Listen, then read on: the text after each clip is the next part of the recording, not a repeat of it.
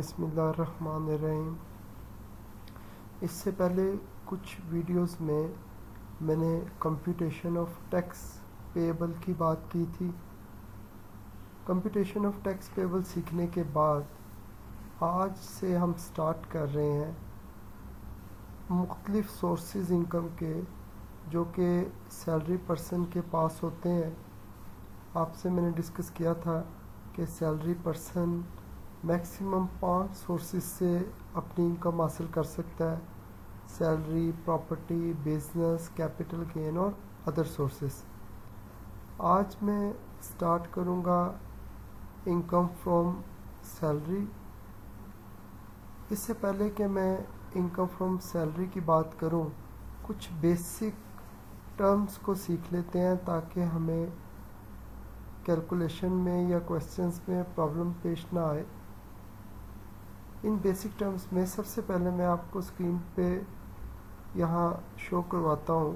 ये कर्सर जिस पे मैं मूव कर रहा हूँ, लिखा हुआ है BPS 16 और आगे 3 अमाउंट लिखी हुई है, 40,000, फिर 1500 और 60,000।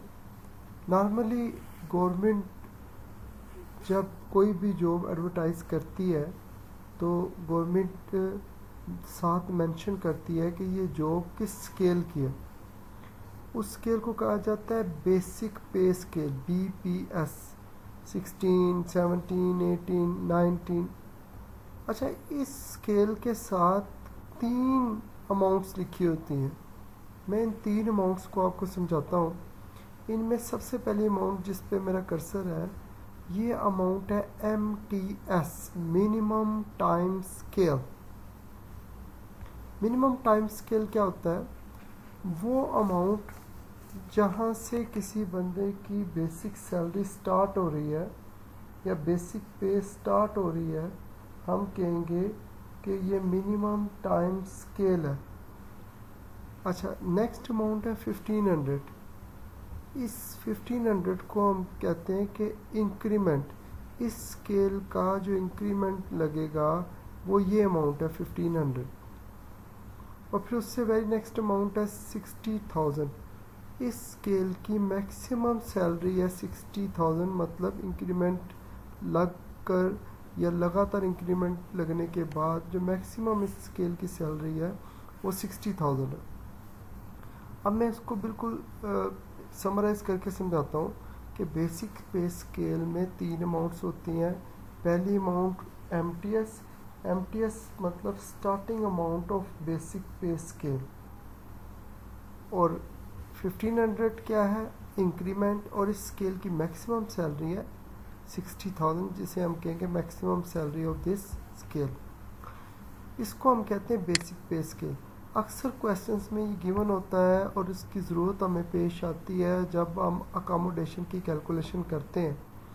जब हम अकोमोडेशन की कैलकुलेशन करेंगे तो मैं आपको बताऊंगा कि मैंने आपको MTS के बारे में बताया था कि MTS क्या होता है। अभी MTS हमने डिस्कस कर लिया, लेकिन यहाँ MTS जो गिवन है वो मंथली है। आपको क्वेश्चंस में चाहिए होता है एनुअल। तो अगर मुझे एनुअल MTS चाहिए तो मैं 40,000 को 12 से मल्टीप्लाई करूँगा तो मेरे पास एनुअल अमाउंट आ जाएगी। तो क्वेश्चंस में हमने ये बात याद रखनी है। इसके बाद मैं स्टार्ट करूँगा। ये जो ऊपर मैंने टर्म्स डिस्कस की थी जैसे MTS, बेसिक सैलरी, इनको मैं एक्सप्लेन करता हूँ। MTS से मुराद स्टार्टिंग अमाउंट है बेसिक पे की, जहाँ से किसी की सैलरी स्केल स्टार्ट हो रहा है। अगर कोई बंदा 16 स्केल से जॉब स्टार्ट कर रहा है तो उस जॉब स्टार्ट करने पर जो उसको सैलरी मिल रही है, पहली सैलरी, या जब तक इंक्रीमेंट नहीं लगता जो सैलरी मिलती जाती है बगैर किसी अलाउंस के, बगैर किसी बेनिफिट के, उसे हम कहते हैं बेसिक सैलरी। अच्छा, इसके बाद नीचे बेसिक सैलरी भी बयान हुआ है, बेसिक सैलरी पे विदाउट अलाउंसेस एंड बेनिफिट। फिर सैलरी क्या होता है? हम तो नॉर्मली सैलरी डिस्कस करते हैं वर्ड, तो सैलरी असल में अगर हम बेसिक सैलरी में अलाउंसेस और परक्विजिट्स जमा कर दें, अलाउंस तो समझ आता है, चलो अलाउंस भी मैं एक्सप्लेन कर देता हूँ। ऐसा बेनिफिट जो कैश में मिलता है उसे हम अलाउंस कहते हैं, और ऐसा बेनिफिट जो कैश में नहीं मिलता उसे हम परक्विजिट कहते हैं। जैसे मैं वर्ड यूज़ करता हूँ इंटरटेनमेंट अलाउंस, मतलब ऑफिस वालों ने आपको इंटरटेनमेंट के लिए कुछ अमाउंट दी, तो ये बेनिफिट आपको कैश में मिल रहा है। और जो बेनिफिट कैश में नहीं मिलता, जैसे परक्विजिट का वर्ड मैंने यूज़ किया या परक्विजिट्स का वर्ड यूज़ किया, मतलब ये कि ऑफिस वाले आपको कोई और बेनिफिट दे रहे हैं लेकिन वो कैश में नहीं दे रहे। जैसे अकामोडेशन दे रहे हैं, रहाइश की फैसिलिटी दे रहे हैं, लेकिन वो फैसिलिटी आपको घर की शक्ल में दे रहे हैं कि आप वहाँ रहें, कैश में नहीं मिलेगी। तो हम इसके लिए वर्ड यूज़ करेंगे परक्विजिट्स का। अच्छा, मैंने डिस्कस कर लिया सैलरी क्या है, बेसिक सैलरी क्या है, मिनिमम टाइम स्केल क्या है, और मैंने ये आपको बेसिक पे स्केल भी समझा दिया। लेकिन इससे पहले कि मैं इनकम फ्रॉम सैलरी और उसके जो डिफरेंट सैलरी के पॉइंट्स हैं उनको डिस्कस करूं, मैं आपसे डिस्कस करूंगा कि सैलरी पर्सन कौन होता है। तो टैक्स ईयर 2022 के मुताबिक सैलरी पर्सन वो है जिसकी सैलरी इनकम उसकी टोटल इनकम के 75% से ज़्यादा हो। हमने टोटल इनकम सीखी हुई है। हमने टोटल इनकम जब सीखी थी तो हमने कहा था salary, property, business, capital gain और अदर सोर्सेज को जमा कर दो तो टोटल इनकम बन जाती है। अगर एक बंदे की टोटल इनकम है 10 लाख, एक पर्सन की टोटल इनकम है 10 लाख, तो फिर वो सैलरी पर्सन है या नहीं है, ये अगर देखना हो तो हम कैसे देखेंगे। अगर उसकी सालाना सैलरी 10 लाख के 75% से ज़्यादा है तो फिर वो सैलरी पर्सन है। जैसे उसकी टोटल सैलरी पूरे साल की बन रही है 8 लाख, तो ये 10 लाख के 75% यानी कि 7.5 लाख से ज़्यादा है, तो ये सैलरी पर्सन है। हम ये बात डिस्कस क्यों कर रहे हैं कि कोई सैलरी पर्सन है या नहीं है, उसकी वजह ये है कि सैलरी पर्सन पर जो रेट अप्लाई होते हैं टैक्स कैलकुलेशन के, वो वही रेट हैं जो सैलरी पर्सन के लिए टैक्स डिपार्टमेंट ने हमें बताए हैं। टैक्स डिपार्टमेंट हमें जो रेट बताता है टैक्स कैलकुलेशन के, वो सैलरी पर्सन के लिए अलग है, इंडिविजुअल और एओपी के लिए अलग है, और कंपनी के लिए अलग। तो इसलिए हमें ध्यान रखना होगा।